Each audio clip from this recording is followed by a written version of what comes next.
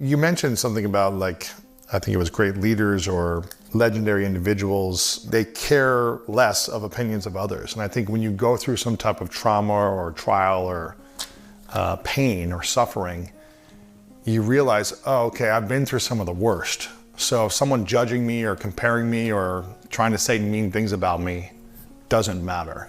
I'm gonna go after what I want. I'm gonna live the best life that I can because I almost lost it all or I dealt with something way worse than this. And I think that you mentioned some of the happiest people, the people that have been through the most pain or suffering and learned how to overcome it. I was reading a quote recently from Don Miller, who talked about this, just the idea of storytelling, that every great story has a problem and a hero to solve it. Otherwise, there is no story. And, I'm not saying we should welcome horrible pains and life-threatening moments in our lives, but challenge is going to show up the more we live life and go after the things we want. And that's kind of what makes us heroic, is the problems that we face and how we overcome or solve them. And I just love that approach that you have to taking on this. And I'm curious, at this season of your life, you've got a lot more wisdom than me and more experience. How do you approach death now? I'm assuming you have friends who have died at, that are close to you, or people you've known, more people you've known that have probably passed away or had maybe less healthy or things like that. How do you approach life and death now at this season? I would say I walk the earth more gently. And I think what's most important comes into sharper focus. Mm-hmm.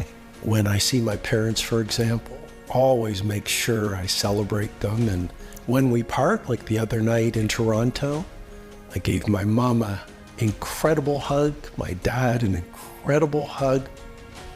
Yeah, I think as you get older, I still want to write so many more books, and I'm traveling and I'm up early and I still have a huge fire in my belly to do what I love to do so much in terms of my career. And I still am an adventurer and I want to see the world and experience new things. There's also, I would just say, just a gentleness that comes with getting a few years behind you. Sure. Things that might have bothered me in the past, they don't bother me as much. You just start to realize every human being in front of you has a story to tell, a lesson to teach, a dream to share. I just have a lot more time to hang out with the taxi driver, have a conversation with a stranger.